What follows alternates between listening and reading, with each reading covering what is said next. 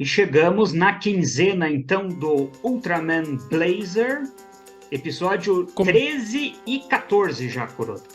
como estamos?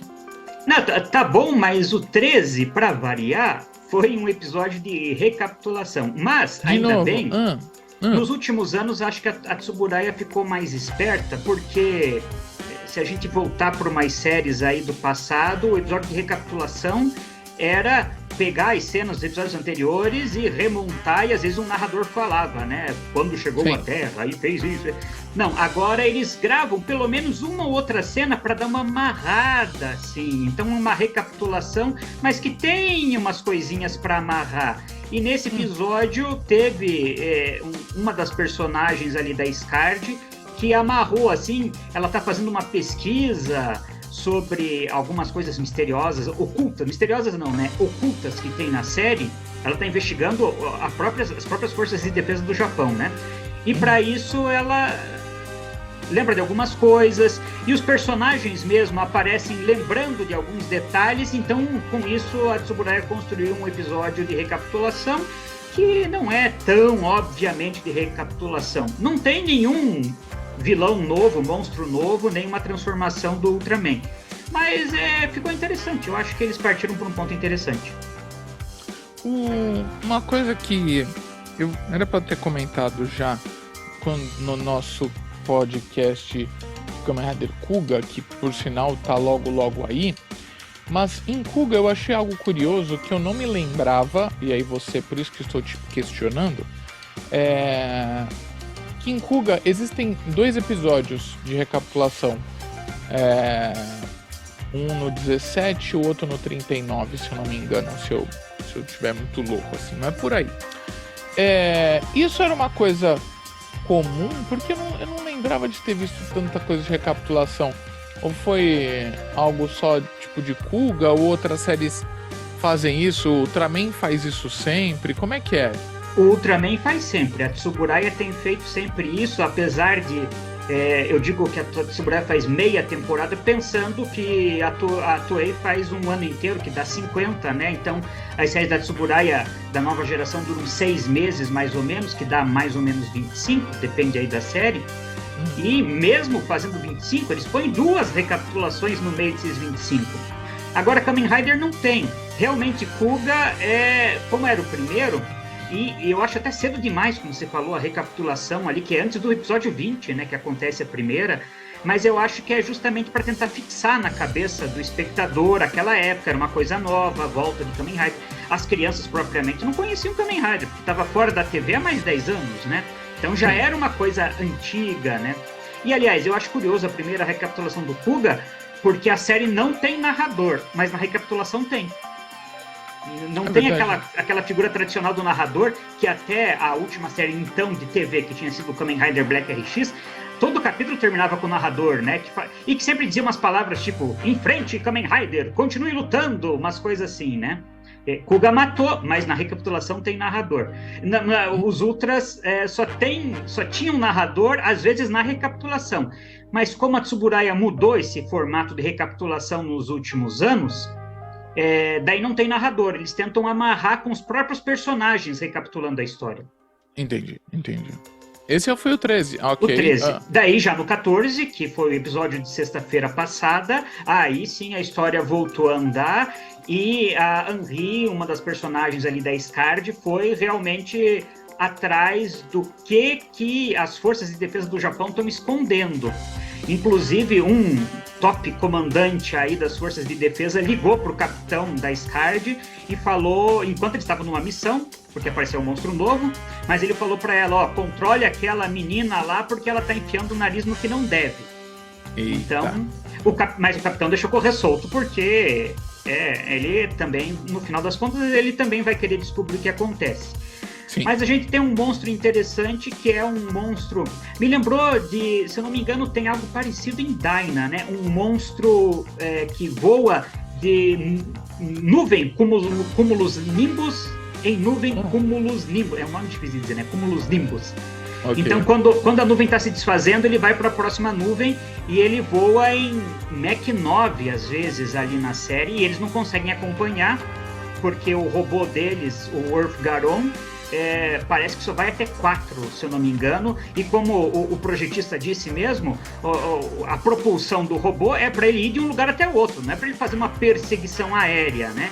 Então eles não têm nada útil, nada pronto para perseguir um monstro numa velocidade tão alta. Inclusive, de novo, eles levam um esporro do líder, que diz para ele: vocês deixaram o monstro fugir? O capitão tenta explicar, né? A gente teve que voltar porque estava ficando sem combustível e porque o nosso robô não consegue acompanhar. Eu não quero desculpas, eu quero soluções. Você devia ter pensado nisso enquanto a missão estava acontecendo.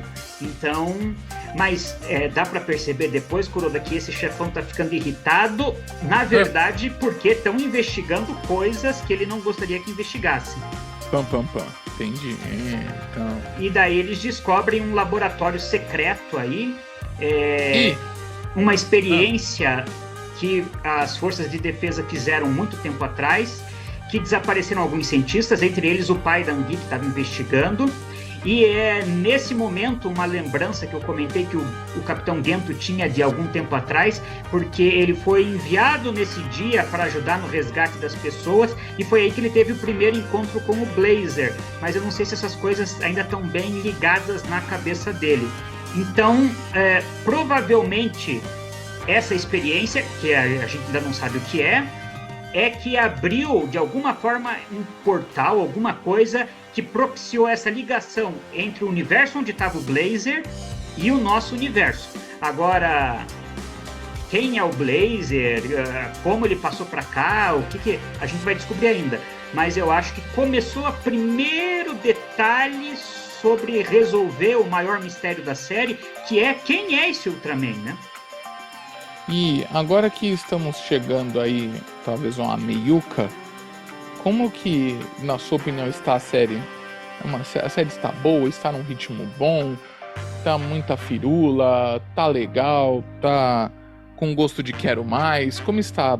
Para mim, a série tá interessante desde o início, voltaram a esse formato episódico, né, porque as outras séries ultras, elas conectavam praticamente todos os episódios. Não que eles tivessem continuação, mas cada episódio tinha o seu monstro da semana, mas a história principal, ela era costurada ao longo de toda a série.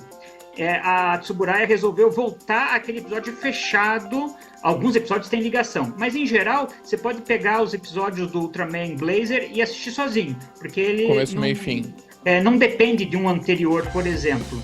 E eu vi numa entrevista que os produtores decidiram fazer isso justamente para ser diferente de tudo que eles estavam fazendo antes. Então eu acho que a Tsuburaya resolveu arriscar de tipo, a gente já tem uma fórmula que está dando certo há mais de 10 anos, há mais de 15, vamos mudar e ver se a gente consegue dar certo também de outro jeito, antes que desgaste, né? Porque é melhor você acertar uma mudança por justamente querer tentar fazer algo novo do que ser obrigado a fazer algo novo, como a Toei teve que fazer em Sentai, porque o antigo não estava mais dando certo, né? A Toei, eu acho que demorou muito para mudar Sentai e com isso caiu muito a venda de brinquedos. A Tsuburaya não vai esperar a fórmula que ela usa há tanto tempo desgastar para fazer uma mudança, ela já está fazendo agora. E nesse episódio, Kuroda do Blazer, um ator... Para quem já assistiu Ultra, é só bater o olho que reconhece o Minoru Terada. Ele já está aqui com 80 anos de idade. Mas, para quem não assistiu Ultra, talvez conheça ele de Kamen Rider, porque lá em Kamen Rider Double, ele era o líder do museu daquela organização, né? Aquele senhor de cabelo branco, o dopante principal, o Terror Dopante, se não me engano, era o dopante dele, né? Então, eu já vi ele em vários dramas japoneses também, novelas japonesas, né? E ele tem uma carreira extensíssima de participações em série Ultra.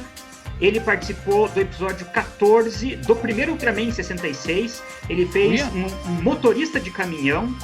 Ele teve no filme do Ultra Q em 1990. Participou de 2 episódios do Ultraman Tiga em 97. Participou de um episódio do Ultraman Dyna. Ele teve em Ultra Q Dark Fantasy em 2004, participou de um episódio do Ultraman Max, teve em 2017 no Ultraman Jid, e retornou no episódio 14 agora do Ultraman Blazer também. Então, eu vou chutar aqui, mas talvez o meu chute esteja certo, porque eu acredito que o Minoru Terada é um dos atores que mais fez participações em séries Ultra, tirando, é claro, aqueles atores do elenco principal que ficam voltando em outras séries, né? Ele nunca fez nenhum papel principal, né?